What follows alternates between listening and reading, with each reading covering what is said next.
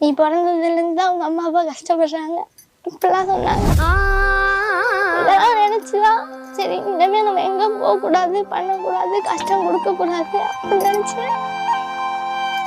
என்னால் முடியல. அதனால படிக்க போகணும் வீட்டில் இருந்தேன்.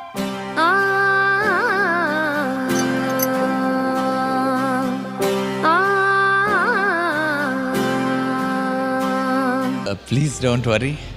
Everything will go all right.